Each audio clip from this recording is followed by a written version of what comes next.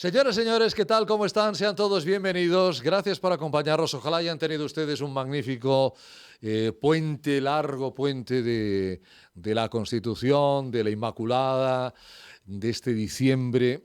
Cuídense mucho, ¿eh? Yo sé que se han cuidado mucho. Hemos visto muchas aglomeraciones también. Hoy, lógicamente, hoy volveremos a hablar de las últimas novedades de vacunas, de pandemias, etcétera, etcétera. Pero hoy aquí en Salud y Calidad de Vida también queremos hablar de viajes. 2 veces creo que ha estado con nosotros, sin contar la de hoy, por supuesto, y ha sido una de las personas más aplaudidas por parte de la audiencia y por parte también de nuestros habituales invitados del programa. Es más, ellos han dicho cuál quieren que sea el tema de conversación, cuál quieren que sea el tema de viaje hoy aquí en Salud y Calidad de Vida, porque de viajes, igual que de vacunas, igual que de tratamientos, igual que de autónomos, porque un autónomo es el que les habla en este momento y otro autónomo es el que nos está viendo también a través de su Skype, van a tener la palabra en los próximos minutos. Señoras, señores, gracias por acompañarnos. Sean todos bienvenidos. Esto es Salud y Calidad de Vida.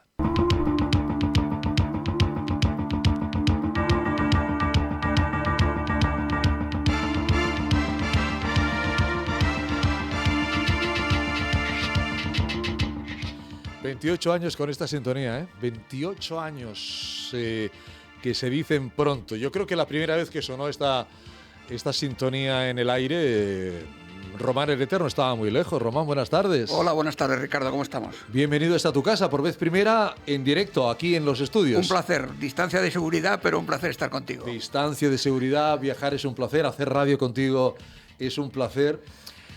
Hoy vas a estar con José María Carnero, al que ya conoces, vas a estar con el profesor Ayoe Creus, al que ya conoces, y ayer, porque hablábamos ayer, porque había partidos de baloncesto, de fútbol, que vale más no comentarlos, ¿no?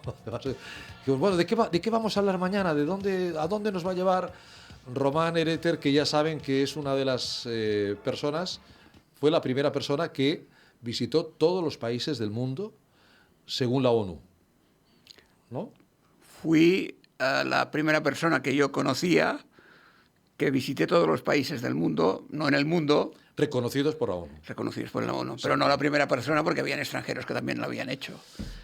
Bueno, pero no es fácil estar en, no es fácil. En todos los... Y además Dicen que tienes todos los sellos de todos los países a los que has ido. O sea, no, porque tú vas al Vaticano, por ejemplo, y no te ponen ningún sello. Bueno, yo fui a Cuba y tampoco me lo pusieron, porque iba de Estados Unidos. Y me dijeron, no vale más que no le pongamos aquí el Dice que hay sello, más personas, ¿no?, que han sido astronautas que no personas que hayan visitado todos los países del mundo. Eso es lo que dicen, yo no lo puedo asegurar. Risto Stoichkov ha dicho no hace mucho, Bulgaria tiene 2 astronautas, pero solo un balón de oro. ¿Qué es él? O sea, ahí está la diferencia. No podíamos hablar de fútbol. No, lo hiciste con 45 años solamente, ¿no? El 19 de junio de del 2004 cumplía 45 años y volví del último país, Timor Oriental, el 14 de junio, 5 días antes. O sea, con 44 años. Con 44 años antes de cumplir los 45, efectivamente. Y a partir de entonces es repetir, es recordar, ¿es qué? A partir de entonces es no volver a lo que no vale la pena volver. Uh-huh. Y seguir disfrutando del mundo, que evidentemente no se puede decir he estado en este país y ya lo tengo todo visto, sino que hay países que merecen muchos viajes, ¿no? ¿Cuántas personas dicen yo he estado ahí, allá, y realmente no han visto dónde han estado? Bueno, hay muchas personas que dicen he estado por todo el mundo. Cuando alguien te dice esto, desconfía. ¿Sí, no? Desconfía porque, claro, no tienen una visión de lo que realmente es el mundo. En el mundo hay 193 países reconocidos concretamente por la ONU. 193 países. Y otros que de alguna manera también intentan serlo, que procuran ser la independencia. Ahora hay un tema... España le ha tocado con Kosovo. Kosovo no reconoce a España. Yo he estado en Kosovo, pero... España no reconoce a Kosovo. No, España no reconoce a Kosovo. Exacto. Entonces Kosovo... Pero tendrán que jugar el partido. Sí, no está dentro de la lista de la ONU. No está en esta lista. Kosovo no está en esta lista. Por tanto, no lo contamos. Yo he estado en Kosovo, obviamente.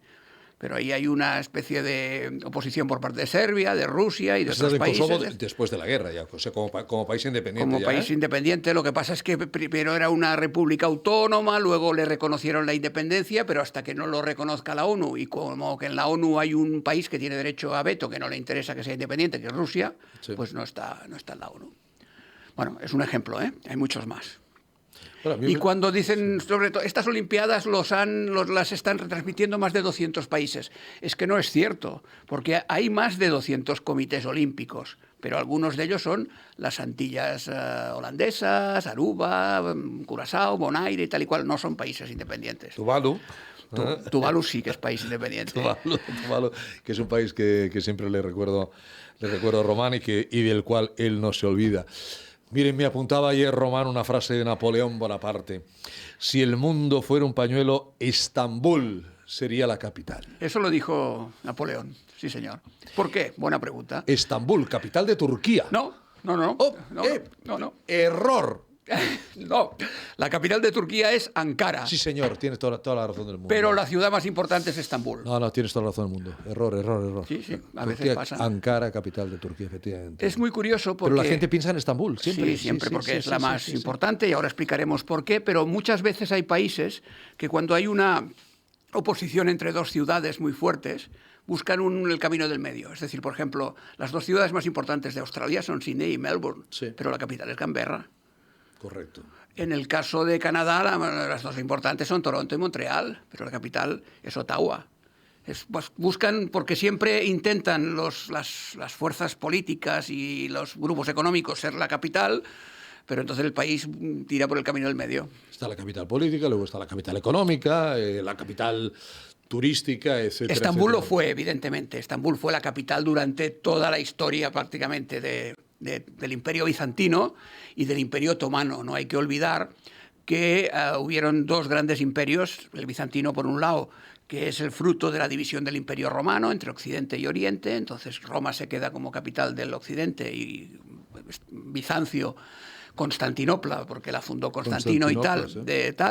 Y luego, en el caso de los turcos, cuando en 1453 pues, vencen al Imperio Bizantino, la caída de Constantinopla, pues sigue siendo la capital, siempre ha sido la capital. Pero ¿qué pasa? En un momento determinado, cuando quieren derrocar a los sultanes, los jóvenes turcos y Mustafa Kemal Atatürk, que fue el que consiguió la independencia, pues dice, vamos a poner la capital en el centro del país, porque así está más cerca de todos lados. No sé si te suena esto. Sí. Y entonces Ankara está en el centro de la península de Anatolia, que es precisamente, esa es la capital. Bueno, es como Madrid con España, podría ser. Exacto. Podría ser perfectamente un buen símil. Lo que es cierto es que Estambul es una de las ciudades más hermosas que uno se puede encontrar en la vida. Pero ¿a qué se debe la frase de Napoleón Bonaparte, si el mundo fuera un pañuelo, Estambul sería la capital? Porque eso ya es encumbrar a Estambul como la capital del mundo, ¿no? Por su situación estratégica. Es decir, es un puente entre continentes, entre Europa y Asia, sí. Y en estos momentos tenemos que tener en cuenta que lo más importante a lo largo de la historia ha sido este eje Oriente-Occidente, Europa y Asia, y aparte está en un punto estratégico entre dos mares, el Mar Negro y el Mediterráneo. Y lugar de confluencia no solo de estos dos continentes, sino también, si miramos un poco por el sur, pues África también acaba más o menos cerca de Estambul, ¿no? Y por tanto, es el centro del mundo, o era el centro del mundo conocido antes del descubrimiento de América y de que, de alguna forma, el comercio internacional y los países occidentales se trasladasen un poco al Atlántico. Cuando hay el descubrimiento de América y tal, pues se desarrolla Estados Unidos y a medida que va avanzando, lógicamente, pues la historia, pues Estados Unidos se convierte en la potencia que actualmente es. Pero antes de ese descubrimiento por parte de Colón, etcétera, Estambul estaba en un lugar tan importante y tan céntrico que precisamente si todo el mundo fuera precisamente un estado, hubiesen dedicado y elegido allí la capital. Tan estratégico, ¿no? Don José María Carnero, muy buenas tardes. Buenas tardes, don Ricardo. Don José María Carnero, excelso podólogo, experto en medicina del deporte. Ayer le preguntaba, señor Carnero, ¿qué país quiere que mañana nos comente Román? Y me dijo Turquía. ¿Por qué me dijo Turquía, señor Carnero? Por las razones que el señor Ereter acaba de nombrar.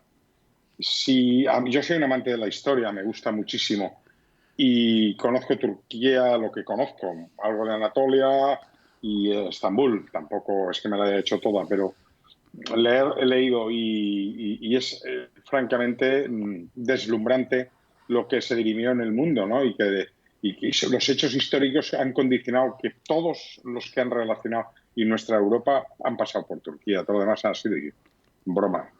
Realmente ese enlace de Asia con Europa, de Turquía, el Imperio Bizantino, bueno, si partimos de Roma, porque por Turquía ha pasado todo el mundo, ¿no? El imperio, hasta los persas, ha pasado todo el mundo por allí. Pero bueno, al final configuró, yo creo que el único fallo, digo fallo por decirlo, histórico, fue que el Imperio Otomano se alineó con los alemanes en el Imperio Austrohúngaro, y eso fue lo que después del final de la Primera Guerra Mundial configuró un poquito diferente ese mapa y esas tensiones diferentes. Yo creo que Turquía es algo especial, cultural. Allí lo puedes encontrar todo. Creo que es un crisol de culturas que es difícil encontrar, y además relativamente cerca nuestro, ¿no? Pero que nos ha condicionado tanto. A mí Turquía me sigue apasionando. ¿Cuántas veces ha estado en Turquía, señor Carrera? Dos. ¿Cuántas veces ha estado en Turquía, señor Ereter? 10 o 12. Como uno o ninguna, ya 10 o 12 ya. 10 o 12, más o menos, sí. No... 10 o 12. Tendría que hacer memoria exactamente y tal, pero más o menos 10 o 12. Cuando uno va tantas veces a un lugar, ¿cada vez descubre algo nuevo? Siempre. Siempre. Siempre. Debe descubrir algo nuevo, debe buscar algo nuevo, debe ir a esa calle que no ha sido la vez anterior, etcétera.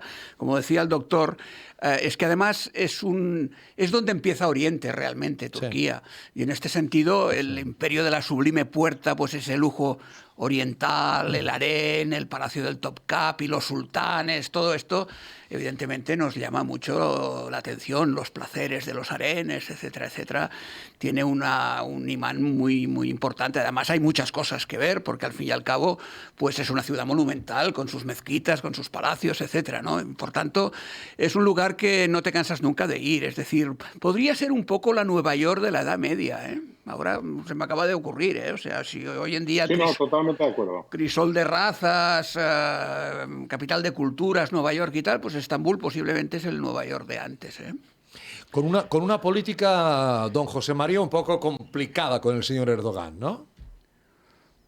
Bueno, el señor Erdogan tiene una baza complicada porque ahora el mundo, especialmente en los que tienen influencia musulmana, porque a un turco no le digas nunca que es un árabe. Son más a un turco es un turco. No le digas que es un moro nunca en la vida porque se va a ofender, además.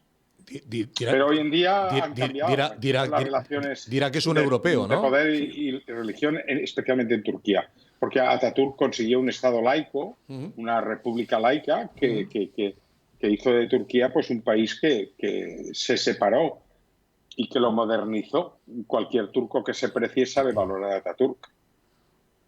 Entonces, por lo tanto, hoy en día Turquía es un problema de intereses demasiados.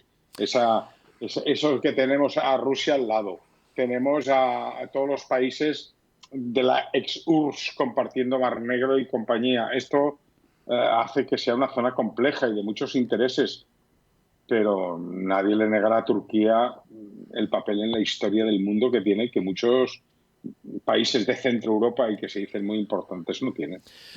Y yo creo que es Turkish Airways, ¿no? La compañía aérea. Turkish Airlines, que además es el sponsor de la Euroleague de baloncesto.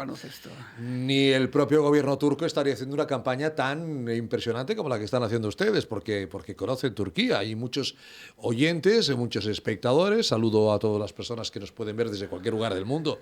Turquía, por supuesto, incluida, a través de Facebook Live, luego a través de las redes sociales donde se emite este programa. A lo mejor no han estado y les estará entrando las ganas de estar y dirán, oye, un puente como el que acabamos de pasar ahora de 4 días. No sé, 4 días es suficiente. No es suficiente 4 días para ver Estambul. No. Hay que ir varias veces.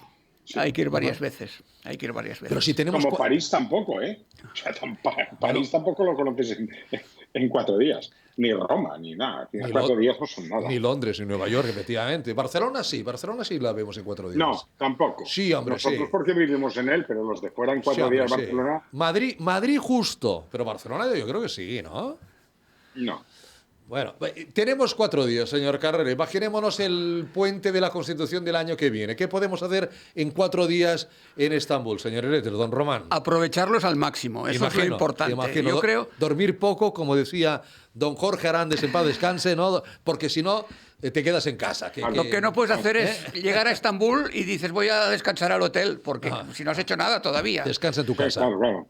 Y buscar donde como que me parezca maravilloso. Claro, según qué placer es, te quedas en casa. Y para ver mundo tienes que ir a verlo y te apañas con lo que hay. Claro que sí. ¿No? Y si te quieres dormir, pues te quedas en tu casa tranquilamente. 4 días en Estambul, señor Ereter. ¿Qué podemos hacer? Tenemos que organizarlos bien. Hay que tener en cuenta que hay una zona que la podemos visitar en un día. Concretamente es la zona de la antigua Iglesia de la Santa Sabiduría, que todo el mundo conoce como Santa Sofía, pero Sofía significa sabiduría en griego y, por tanto, de alguna manera es la gran iglesia que creó Justiniano. Toque cultural del programa. En aquel momento la cúpula más grande del mundo. Ahora Erdogan la ha convertido en mezquita y eso está provocando problemas internacionales, evidentemente. Esa es la primera. Luego delante está la cisterna de Justiniano, bajas unas escaleras y es una piscina para mantener agua para la ciudad, para alimentar a la ciudad, con unas columnas, una medusa, etc. Luego la mezquita azul, 6 minaretes. Se enfadaron los de la Meca porque la mezquita de la Meca, que tenía 5 minaretes, y dijeron no puede ser que esta tenga tantos minaretes o más que la nuestra, y entonces el sultán les pagó 2 minaretes más a los de la Meca para que no se enfadaran, pero tiene 6 minaretes y se llama azul por esos mosaicos. Y luego el Palacio del Topkapi. El Palacio del Topkapi es el palacio de los sultanes. Allí hay que estar toda una mañana como mínimo, toda una mañana, y quedarse a comer ahí, porque comes dentro del restaurante que hay en el Topkapi con una vista espectacular del Bósforo. Y ahí está también lo que es el hipódromo, que es donde se hacían las carreras de caballos, para que nos entendamos, el Benur, las cuadrigas. Eso sería el primer día. El primer día habría que dedicarlo a fondo a hacer estas cosas. Un sprint, ¿eh? Un faenón, ¿eh? Bueno, tenemos 4 días y los tenemos que, de alguna manera... Don José María Coste es joven, está fuerte. Compartir. Hombre, hay un sprint fácil. Era joven cuando fui, joven. Te podría tener 15 años menos, o 14. Menos. Pues ha cambiado mucho. No, yo tenía 14 menos de los que tengo ahora. Tenía 50 años posiblemente, o 52. Vale, pero Turquía sigue igual hace 15 años que ahora, ¿no? No. ¿No? ¿Ha cambiado mucho, Román? Cambia bastante, cambia bastante. ¿Cuánto hace que fuiste la última vez? La última vez era 5 o 6 años. 5 o 6 seguramente años. Sí. ¿Pero cambian qué? ¿Monumentos se puede cambiar? Monumentos no cambian restaurantes. Hay que tener en cuenta que, de alguna manera, es una dicotomía, ¿eh? Por una parte es un país islámico, cada vez más, Erdogan está apoyando en el tema, pero la juventud turca le va a la discoteca, las chicas turcas le va a la marcha, mucho, se sienten europeos. Minifaldas, pocos pañuelos, etcétera. Entonces hay una pequeña dicotomía, ¿no? Entonces, pues bueno, está cambiando un poco en este sentido, ¿no? El segundo día yo lo dedicaría por la mañana a un tema cultural que muy poca gente va. El Museo Arqueológico de Estambul es un gran museo arqueológico, para ver básicamente un par de cosas. Hay muchísimas, pero un par de cosas. El llamado sarcófago de Alejandro, que no es el de Alejandro Magno, pero sí que sale Alejandro en una escultura y tal. Es de Abdalomino III, pero le llaman el sarcófago de Alejandro. Era un rey de Asia Menor. Y luego el Tratado de Kadesh, el primer tratado de la historia entre los hititas y los egipcios, realmente entre Ramsés II y el rey de los hititas, etcétera, etcétera. Eso también merece una mañana. Y luego por la tarde me iría al Gran Bazar. El Gran Bazar es para ya quitarnos un poco la cultura, y es esa explosión de tiendas de todo tipo. Antes se decía que en el Gran Bazar todavía se podían comprar antigüedades. Claro, es una zona que tiene mucha historia, ¿no? Y entonces ibas ahí y un poco de estranquis podías comprar alguna antigüedad. Ahora ya está totalmente prohibido, controlado por el Ministerio de Cultura, etcétera. Hay más souvenirs, está más de cara a los turistas, pero realmente el Gran Bazar es una de las cosas que hay que hacer por la tarde, quizás. ¿Perdón? El bazar de las especies. Esto lo dejo para el tercer día.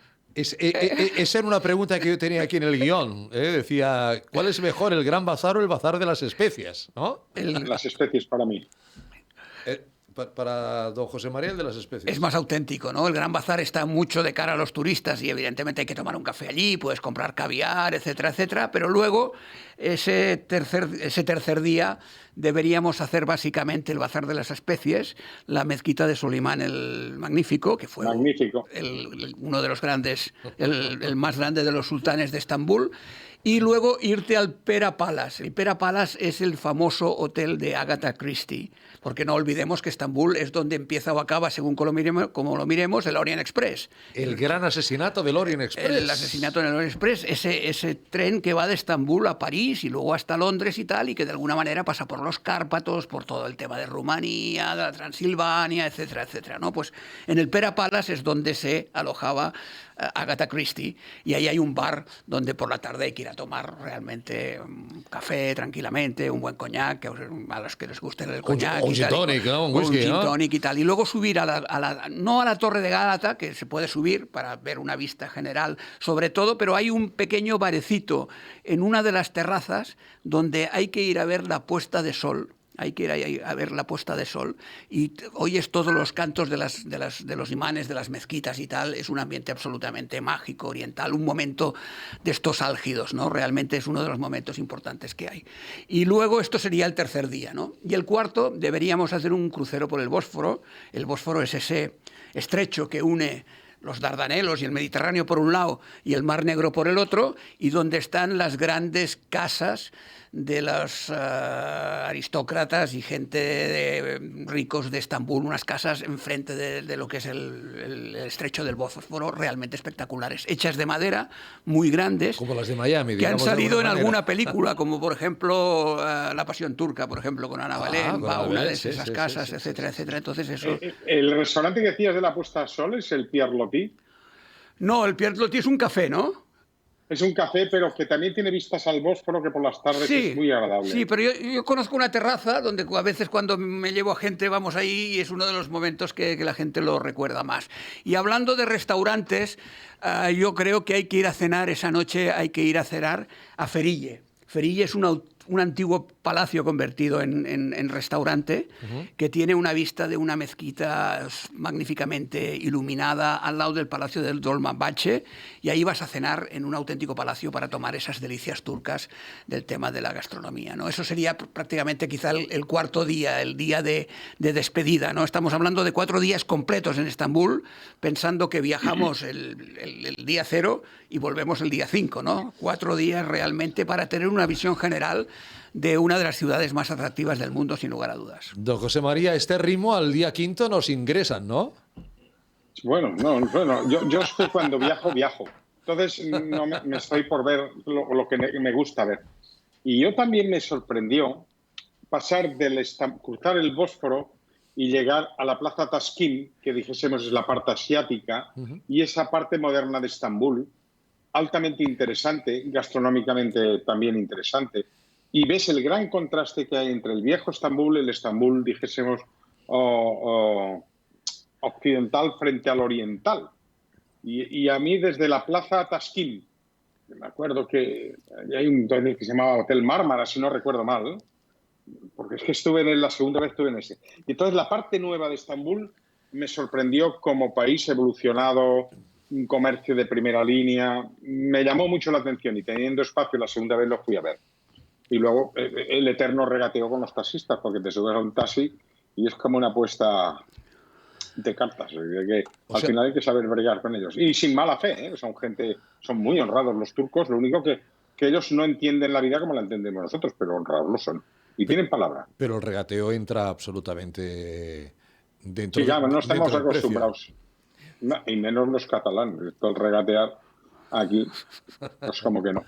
A ver, yo voy a Turquía, señor Ereter Don Román, ¿y qué debo de traer? O sea, ¿qué no me puedo dejar de comprar en Turquía? O en Estambul, no sé si es Turquía o es Estambul. Alfombras. Alfombras, evidentemente. O sea, yo soy de los que piensa que lo del souvenir pequeñito para demostrar que has estado es una absoluta tontería. Ya cuando la gente ha viajado mucho ya no es aquello del souvenir, me traigo tal, no sé qué, no sé cuánto. Traigo la alfombra Yo creo que hay que comprar una buena alfombra y caviar. y caviar. Sí. Pero hay que saber comprar caviar, ¿eh? Porque esto pasa como en Rusia.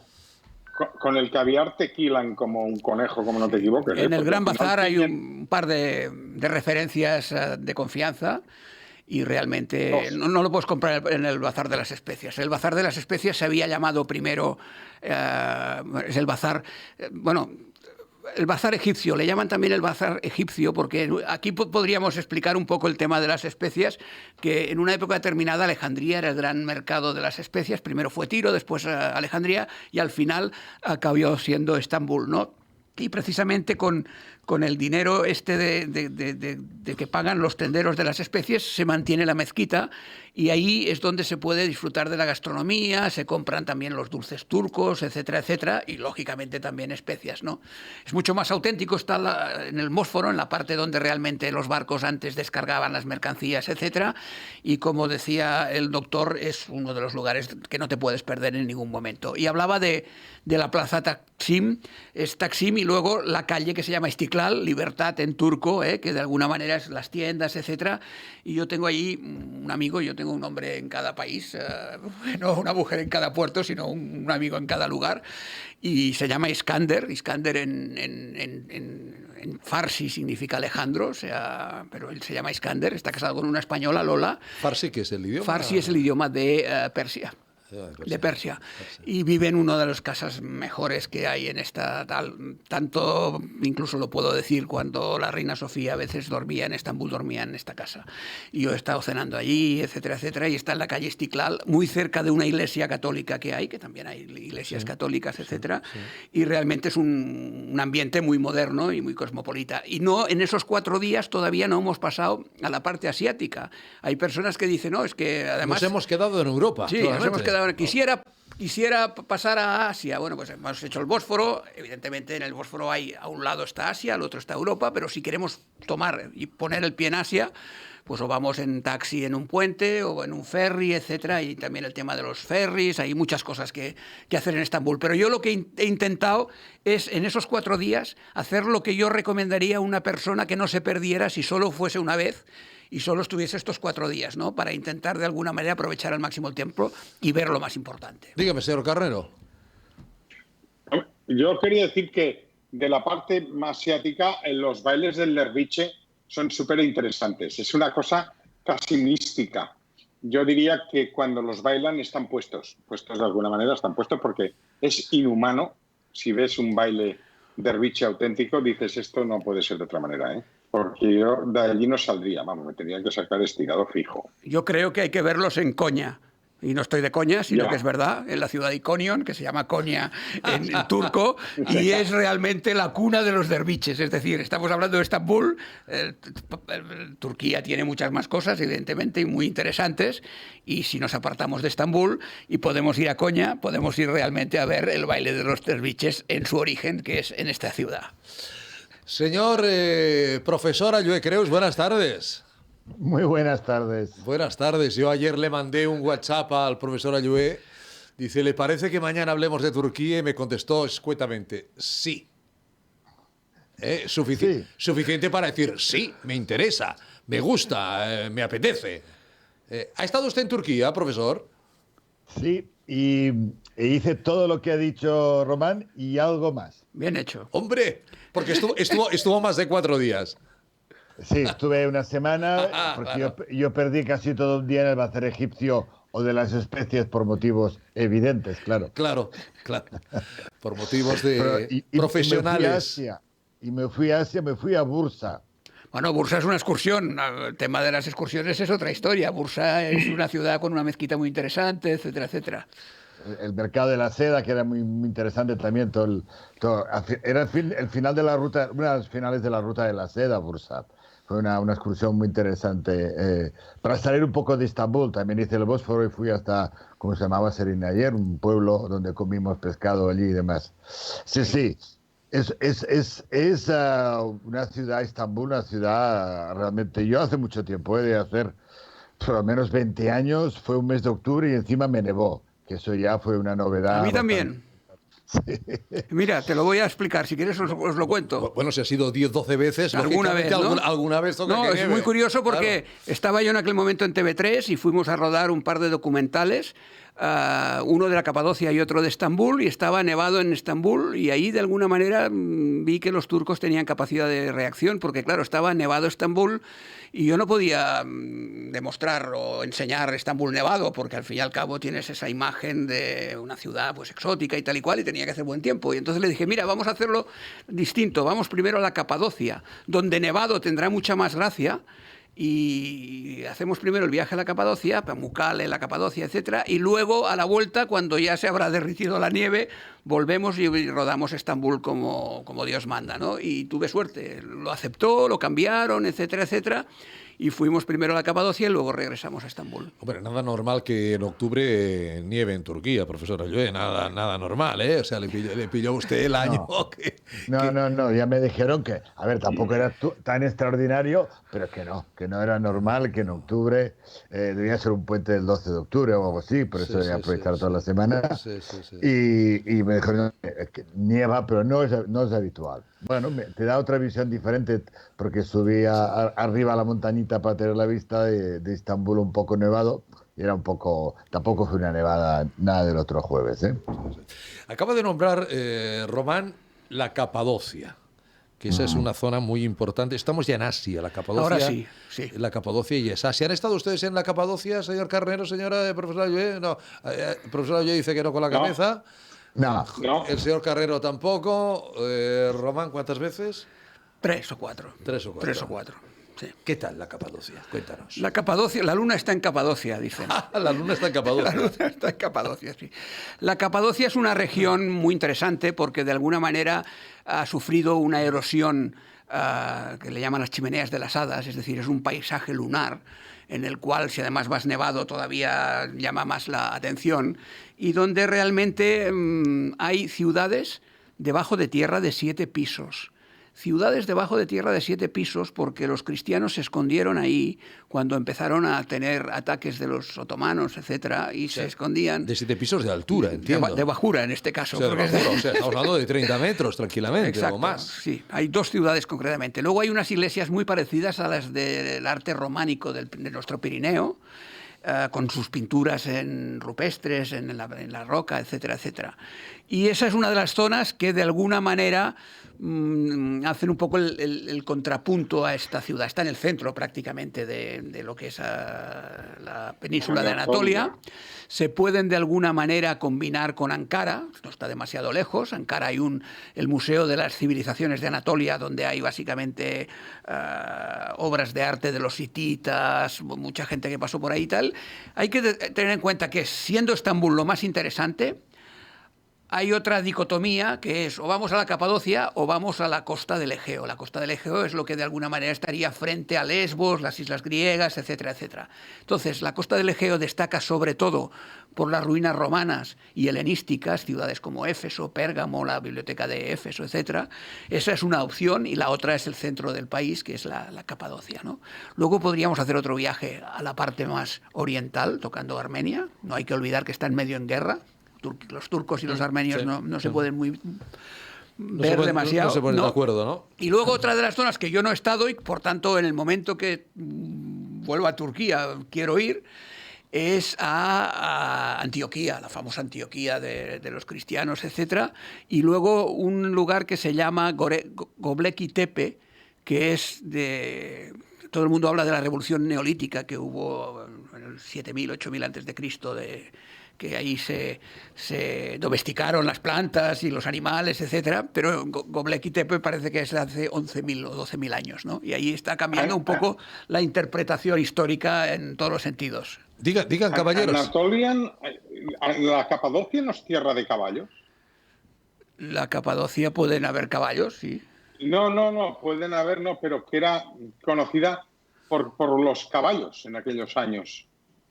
Vamos, es de la información que yo recuerdo ahora también. A lo mejor he metido el remo, pero sí, Bueno, sí. caballos debían haber en bastantes lugares. No sé si los de la Capadocia eran especialmente pues conocidos, No, famosos. yo hablo o... cuando la cultura de domesticación de animales, Ah, ya. donde se empezaron a domesticar los animales, fue en la Capadocia. Sí, en el creciente fértil, ¿no? Sería de alguna manera ese arco que empieza en Turquía y que acaba en Mesopotamia, entre el Tigris y el Éufrates, todo ese creciente fértil. Sí. Bueno, tiene mucha razón José María, porque estoy viendo aquí, yo tiro de Google, y pone viaje al país de los bellos caballos, Capadocia. Se cree que el nombre de Capadocia Pero proviene de la palabra... que te compras Visite Turquía en 10 días, que no. te compras el libro, Bueno, que lo lees, pues de ahí lo saqué. No, yo digo, se cree que el nombre de Capadocia, y aquí tengo a un experto, el señor Ereter, proviene de la palabra Cappaducia, cuyo significado es tierra de los bellos caballos. Los caballos de la región, estoy leyendo, eran de buena raza, hermosos, fuertes, resistentes, buen motivo por el que se solían regalarse a grandes personalidades como los reyes persas, Darío o Jerjes. O sea que sí hay una muy buena relación entre Capadocia y los caballos. Posiblemente los persas sacaban los caballos de esa zona, porque al fin y al cabo los persas también dominaron esta zona, ¿no? Posiblemente. Y Alejandro, pues cuando se enfrentó a Darío en las guerras contra los persas y tal cual, pues atravesó precisamente toda esta zona, ¿no? A mí lo que me encanta es la pasión que le pone Román cuando habla de los viajes. Lo cuenta como pocos, siempre lo digo. A mí me gustaría irme ahora a Turquía, pero no podemos, Román, no podemos. Sí que podemos, sí. Lo que pasa es que no queremos y no nos conviene. Está abierto. El turismo turco. ¿Está abierto? Sí. Yo no lo he dicho porque parecería que estamos haciendo aquí promoción de Turquía y nada más lejos de la realidad. Somos nosotros los que no podemos salir, Román. ¿No podemos salir? Ah, claro, Nosotros no. yo creo que no. Los que trabajáis, sí. Estamos perimetrados, ¿no? No lo sé. El otro día me dijeron que una compañera de una agencia de viajes de Valencia fue a Estambul a pasar 4 días, además invitada por las líneas aéreas turcas y por el Estado turco, para demostrar que ahí no hay complicaciones a la hora de entrar, ¿no? No piden. A trabajar, si no... Bueno, claro. Si no vas por trabajo no puedes salir de Cataluña, como norma general, ¿eh? Después tampoco no sé si en la salida en el aeropuerto te piden la documentación, parece de alguna manera, ¿no? Pero en principio, si no es por trabajo, no puedes salir. Bueno, profesor Ayué, nosotros iríamos por trabajo. Siempre estamos trabajando. Exacto. Nosotros iríamos por trabajo para luego contarle a la audiencia lo que hemos visto y contarles. O sea... Sí, esto es como mi cuñada, que como es periodista puede ir de noche y de día donde quiera, claro. La gran Inma Pedemonte,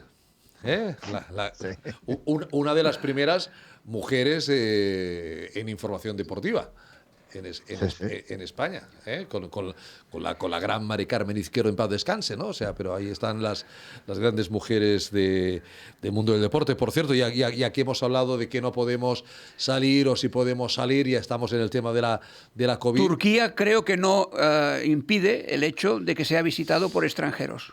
Román, ¿lo ves cercano ya el volver a viajar? Pronto hará un año que no podrás viajar. ¿Por la vacuna lo ves cercano? Por desgracia no lo veo cercano. Yo pensaba que podríamos hacer algo en febrero, marzo, abril, y el calendario de vacunación no lo veo tan claro. Ya me ha gustado y mucho ver que en Inglaterra están dando un carnet que demuestra que estás vacunado, porque aquí hasta ahora nadie hablaba de carnet ni de certificado de vacunación, etcétera, ¿no? Yo creo que cuando... En la comunidad no lo contemplan. Bueno, no lo contemplan. ¿Y el tampón nos lo pondrán en la frente o no? Digo. No, pero la pregunta es, ¿estar vacunado es un salvoconducto? No. Ahí está. Nadie ha demostrado que alguien está. vacunado no puede ser agente contagioso. Ahí está. Y hasta que no se demuestre, eso no puede hacerse. O sea que la Y tardaremos tiempo, ¿eh? O sea claro. Unos meses para verlo. Que el tener el salvoconducto, decir usted está vacunado, tampoco te permite decir yo soy absolutamente inmune y no voy a contagiar absolutamente a nadie. Con lo cual... No la sufrirás, pero puedes ser vector de contaminación. Exacto. No, y eso de que puede ser inmune ya en parlarem, ¿vale? Pero por supuesto el problema que importa, si tú lo vuelves a coger, es tu problema. El problema que importa es que no hemos demostrado todavía que no puedas contagiar. Ese es el aspecto importante. Que tú repitas, mira, mala suerte por decirlo de una manera, mal dicho, ¿no? Sí. Pero no, de momento la vacuna, ya sabes cuál es mi opinión. Evidentemente será una herramienta, será utilizable, irá bien, pero tranquilos, que hasta la octava pandemia, o sea, el octavo pico de pandemia que sea en diciembre del año que viene, no nos hagamos maravillas, ¿eh? ¿Cómo dice usted diciembre del año que viene, profesor Ayue? Pues veremos si salvamos el pico de noviembre. ¿De este noviembre? Del noviembre del 2021. No me diga. No me diga. ¿Habéis oído que han dicho que no me diga que a la tardor que ve no estaremos protegidos? Esto lo ha dicho la Generalitat, pero yo me fío más de lo que dice gente que sabe más y que dicen que en verano esto lo tenemos resuelto. No, tampoco. Vale, yo esto lo grabo y después te lo guardo. No digo que la Generalitat no sepa, que cuidado, que no se'n malinterpreti, companys, cap problema, ¿no? Pero yo quiero entender que si ya en España en mayo, junio habrán un 40% de... 15 millones de vacunas. Un 40% de personas vacunadas, pues en verano esto estará bastante bien, ¿no? No tenemos claro tampoco el tiempo de cobertura e inmunidad que da la vacuna. Todavía esto no está testeado. No ha pasado ni el tiempo para saber qué inmunidad nos da la vacuna. No, lo que sabemos que la vacuna rusa, que ahora sí es guapo el tema, ¿no? El que se ha vacunado, sobre todo digo por Rusia, que además saben que en Rusia... Ya habla idiomas, sí. En Rusia el vodka es absolutamente primera necesidad, es algo... Se lo prohíben. ¿Cómo? 56 días. Van a arreglar el COVID y el alcoholismo. 56 días sin poder beber. Yo tengo un amigo que es bastante cachondo y que dice que la vacuna rusa es vodka puro. Es vodka puro, ¿no? Sí, lo decía desde febrero. Dice, uy, los rusos no te puedes fiar, esto es vodka directamente. No. O sea, ahora los que ya están vacunados, les han dado la primera dosis, se encuentran con 56 días. Poca broma, son 2 meses casi, ¿eh? Sin poder tomar alcohol en un país donde, como digo, el vodka romperá todos los resultados del estudio post-comercialización tan imprescindible que necesitamos, porque en este momento lo que nos interesa es ver qué pasa después de vacunarse, ¿no? Claro. Realmente, lo grave de todo esto, son que esto, aparte de ser una lucha contra una enfermedad, una pandemia que se ha llevado gente y se va a llevar todavía más gente, sin restarle la importancia que tiene, que hemos pasado pandemias mucho más serias que esta, pero lo que no tenían antes era la presión económica, política e incluso ideológica que arrastran hoy día este tema. Es decir, al final esto se ha convertido en un sprint para ver quién llega, quién ofrece, quién promete. Sí. Y la sociedad también necesaria de buenas noticias, de capacidades de que decir, bueno, podré volver a hacer, Claro, detrás de todo esto hay política, aparte de la salud, que hay un montón de gente muy seria que está haciendo auténticos esfuerzos y que se va a conseguir una vacuna. Pero ponerse la vacuna no es como aquello que decir, me pincho la penicilina y me voy de pilinguis, ¿me comprendes? Porque no funciona exactamente así, ¿no? Entonces es complejo. Hoy hemos amanecido con esa noticia de que 2 personas en Londres, sí, de Pfizer pues han tenido problemas alérgicos. Si te contaran los de la gripe... Ya ha salido el historial y eran personas que no deben haberse nunca vacunado, jamás. No, iba a decir que creo que esto es absolutamente menor y que se le está dando una importancia que no la tiene en absoluto. Exacto, eso no se puede utilizar como herramienta antivacuna. Es una situación que se puede dar. Porque además estas vacunas de RNA mensajero, el problema es que los efectos secundarios tardarán mucho más en aparecer. Porque es su implicación dentro del mensaje genético propio, del genoma propio, que eso hasta unas cuantas replicaciones no podrán aparecer los efectos secundarios si aparecen. Y esperemos que no. Yo soy el primero que me encantaría que la tecnología de ARN mensajero fuera segura, porque te aseguro que con esa tecnología podemos solucionar un montón de enfermedades muy graves, ¿vale? Y raras, sí. Pero el problema de la vacunación está en que la capacidad de defensa y el tiempo que da defensa no lo tenemos estipulado, ni el estándar medio siquiera. Es decir, cuando uno adquiere inmunidad, no tenemos claro ni cuánto tiempo dura esa inmunidad, ¿vale? Ni a qué porcentaje del es cierto y podemos prolongar el tiempo. Ahora han hecho un cálculo de mínimo una primera dosis y un recuerdo que tienen que poner a toda persona, a todo bicho viviente. Pero los resultados de esto, como ha pasado con las otras vacunas, que ya hace muchos años que los tenemos testeados, pues no lo sabremos. Y segunda, esto que hemos hablado de las alergias que se han dado, normalmente no como ha dicho el profesor Alliot, no es el problema del ARN, sino del excipiente, que es el que provoca la alergia inmediata, como ha pasado en estas personas en 48 horas. Eso no tiene que ver nada con lo que es la vacuna. Normalmente suele ser el excipiente, que es el vehículo para introducir, o como casi todos los medicamentos, o todos los medicamentos tienen un excipiente. Y ese puede provocar las reacciones tan rápidas. En cuanto a la reacción de la vacuna auténtica, como dice el profesor Alliot, vendrá bastante más tarde. Doctores, ¿qué les ha parecido el ver que la primera persona vacunada en el Reino Unido ha sido una señora de 90 años? A mí me gusta William Shakespeare. Yo también, a mí también. El segundo ha sido un señor que se llama William de nombre. Sí, William y Shakespeare, sí, de 80 y muchos. No me refiero a la avanzada edad de las personas a las que se ha vacunado.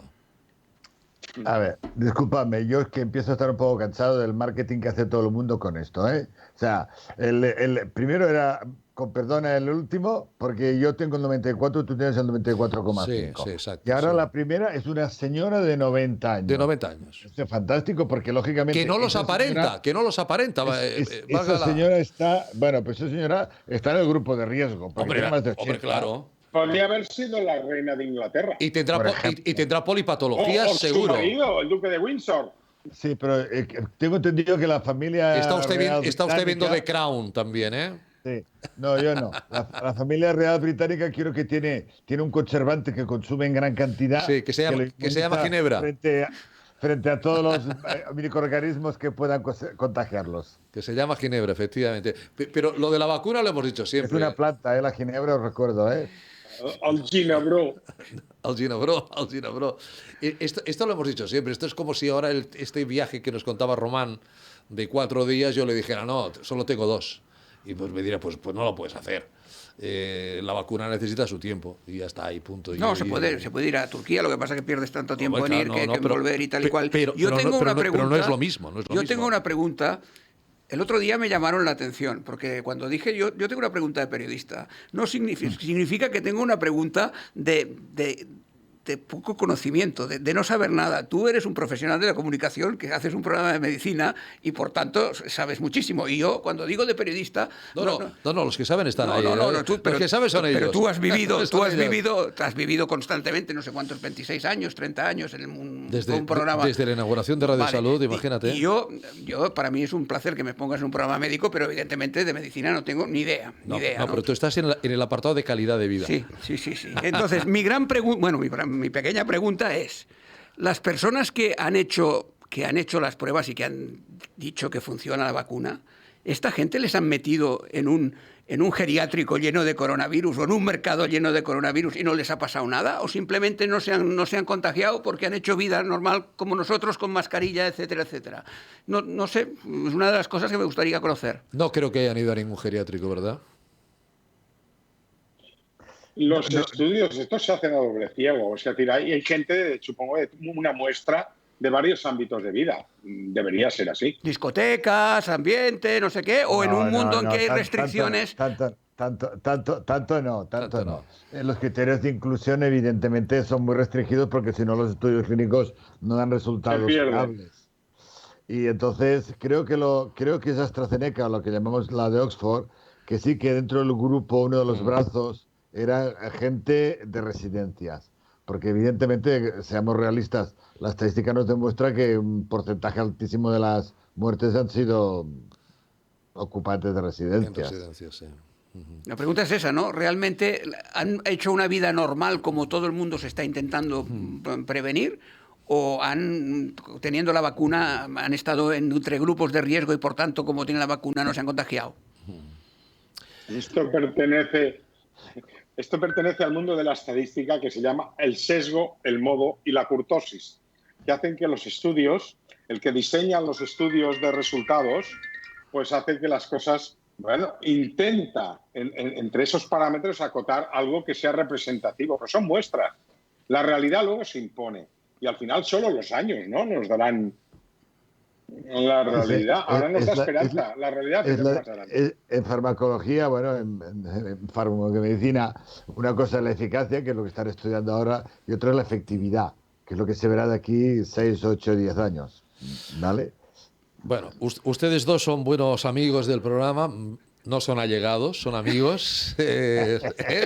No son allegados. Pero hemos llegado, ¿eh? No somos allegados, pero hemos llegado. Han llegado lo que hace el Skype, que llega. El que ha llegado es el señor Hereter, que ha venido aquí, Rohan. Pero el tema de los allegados. Hoy he escuchado una frase magnífica de un político que dice: todas las medidas que estamos tomando, al final será lo que la población sea responsable, cada uno por sí y por los suyos, de evitar una tercera ola y de evitar que enero sea un mes dramático. Caramba. La sopa de ajo ha inventado. Caramba, con esta película que dices, no, profesora Lluís, que si usted no cuida de usted los suyos, José María, don José María, si usted no cuida de usted los suyos, señor Hereter, oiga, enero va a ser dramático a pesar de las medidas que los políticos estamos tomando con la mejor de las intenciones y con ese equipo de expertos que yo de momento sigo sin conocer quiénes son. ¿Realmente estamos ante una tercera ola si no nos lo tomamos en serio esto de las Navidades en las próximas 2 semanas? Sí, claro. ¿Sí, no? Eso no hay vuelta. Sí. El problema no es que hayan olas, porque esto es un comportamiento nodal, ¿vale? Y se irá produciendo. El problema es ir bajando el nodo, o sea, la intensidad que se produzca. Eso es la pieza clave, quiero decir, es epidemiología pura y estadística, es como los valores de la R. Todo esto es puramente epidemiología, es estadística epidemiológica, no hay vuelta de hoja. Habrá una tercera ola, lo que pasa es que si no lo hacemos... Y una quinta. Y he dicho la octava, ¿verdad que he dicho la octava? Que conste, sí. José María, acuérdate. Ha dicho la octava para noviembre del 2021. Sí, Jolín. Bueno, la gripe, si contásemos por qué ola vamos de gripe, ¿verdad? Pues ese bicho formará parte de nuestra vida como la gripe. No hay gripe este año, José María, no hay gripe este año. No, claro. No hay gripe. Llevamos la mascarilla. Estamos haciendo lo que hacen los orientales hace muchos años, ¿no? Claro. Ponerse mascarillas. Claro. Porque con el frío que está haciendo, evidentemente, ya es momento de gripes. Y no hay ningún hospital que esté reportando ninguna epidemia ni casos de gripe. Afortunadamente, imagínense. No, mejor. Imagínense lo que sería juntar ambas patologías, ¿no? Dicen hasta que los piojos han bajado. Claro, también, claro, porque no hay contacto, claro. No hay contacto. Y como estudiemos las enfermedades venéreas, también. Es lo que iba a decir yo. Está clarísimo que han bajado. Está absolutamente... Y en el último congreso de la Sociedad Española de Fitoterapia tuvimos una charla de la doctora Ana Rosa Jurado, que es una sexóloga muy conocida. Hombre, grande. Europeo. Ana Rosa. Y evidentemente nos dijo lo que estamos diciendo, que sí, confinados sí, pero nada más. O sea, paz, tranquilidad y poca relación sexual. Ana Rosa Jurado, salvando las distancias con el señor Hereter, no es lo que dice, sino es como lo dice también, ¿eh? Sí. Porque comunica la doctora Jurado de una manera ciertamente espectacular. Por cierto, profesora Llué, he visto hoy en televisión un farmacéutico de Valencia enseñando un test de antígenos, dice, tengo 2, y este es 1, y lo enseñaba, y aquí... Pero para hacerse analítica de sangre y para que te lo hagas tú en tu casa, 25 euros, decía que más o menos valía. Y claro, con el tema de si das positivo, que lo tengas que decir, lógicamente, aunque lo hagas en la intimidad de tu casa. Esto en Cataluña no se está haciendo, ¿verdad? A ver, no sé qué ha enseñado, no sé si ha enseñado el de anticuerpos. Yo me imagino que está hablando del test de anticuerpos. El test de antígenos. Antígenos en sangre no se hace. Antígenos en farmacia. en, No existe. en Valencia lo he enseñado, lo he visto hoy en televisión. No. En sangre, Sí, el sí, serológico en sí, sangre, para son los pincharte, ¿no? anticuerpos. Pero anticuerpos. No, es anticuerpos. Bueno, pues lo habrán dicho mal los compañeros, porque han hablado de antígenos en la Sexta esta mañana. No, Anticuerpos. los test de antígenos son o nasofaringeos o salivales, que No. son los que están- No. los que están ahora. Dice, y aquí está para sacarse la muestra de Sí, sangre. pues, ¿eh? este es el de anticuerpos. Este es el que ya está en farmacias, que solo se puede dispensar. O sea, Con receta médica, exacto. Necesitamos una receta médica. Con receta O sea, médica, no sí. entres en una farmacia y pidas un test porque no te lo puede vender. ¿Vale? Y dicho, ya está. Y este es el de anticuerpos. El de antígenos por ahora es nariz o saliva, que es el que están a punto también de sacar del mercado, que solo será de uso profesional. El problema es que la normativa prohíbe este tipo de cosas fuera de ámbitos sanitarios y utilizándolo en estamentos sanitarios, CAPs y hospitales y demás. Por tanto, los test de antígenos no los encontrarás en una farmacia, por ahora. De aquí 2 meses ya verás cómo diremos otra cosa. Bueno, El problema es que yo creo Sí. que los farmacéuticos están en primera línea, tienen capacidad suficiente y no se está contando con ellos lo suficiente. Creo que serían un arma de primera fila para poder aclarar muchas cosas, porque dentro de este mundo que vivimos hay mucha gente responsable que si supiera que está contaminada o es contaminador, se estaría. Y entonces el vehículo más próximo, los CAPS sabemos que están restringidos, las visitas hospitalarias están restringidas. Entonces, el primer elemento de batalla sanitario es el farmacéutico. Creo que el farmacéutico tendría que estar batallando junto con los demás, evidentemente los que quieran y puedan hacerlo, porque sería una fórmula que, aparte de la responsabilidad, porque al final todo esto acabarán diciendo que si vamos a peor es por tu culpa, no por ellos, será nuestra, toda la culpa será nuestra. Yo fíjese, y entonces yo creo que los farmacéuticos tienen que estar ahí. lamento, don José María, que nos queden solo 3 minutos, pero yo creo que más que la vacuna de Oxford, más que la vacuna de Pfizer, más que la vacuna del Sputnik 5, esta de los 56 días sin beber, se llama molnupiravir. Vale. Es un anticuerpo específico. Sí, pero me parece que vamos a ir por ahí. Es decir, es un fármaco, es una pastilla que en 24 Será horas más fácil, dicen que ya no contaminas. Antes que inmunizarlos. Claro, pero a ver, este es el de Eli Lilly, que ha sacado el anticuerpo específico, una inmunoglobulina. Es lo mismo que está haciendo Grifols. Grifols está preparando un anticuerpo específico, una inmunoglobulina específica, sacada de esto. Y entonces, en vez de ir a enseñarle a nuestro organismo a fabricar cosas para defenderse, vamos a darle directamente la herramienta. Es que es más fácil sintetizar sintéticamente una proteína, que al fin y al cabo es lo que es un anticuerpo, ¿vale? Que el cuerpo la fabrique. Exacto, que hacerle un RNA mensajero, ¿vale? Que también es súper fácil de sintetizar, pero que necesita que alguien lea ese mensaje, que un ribosoma coja un RNA ribonucleico, por tanto una interacción con el núcleo. En cambio, si yo le doy el anticuerpo específico, oiga, pero esto, mejor que mejor. Pero esto, profesor Allué, ¿no podía estar mañana ya? ¿El molnupiravir no podía estar mañana a disposición de todos? Creo que el problema está, a diferencia del Remdesivir, que no estaban hechos del todo los estudios de seguridad. El Remdesivir tuvo la gran ventaja de que ya estaba a punto de ser aprobado para otra indicación, que era el ébola en principio, si no me acuerdo mal, ¿vale? Y como ya tenía las pruebas de fase 2 de seguridad hechas, pues claro, permitieron el uso compasivo, no el uso aceptado, out of label que dicen, ¿no?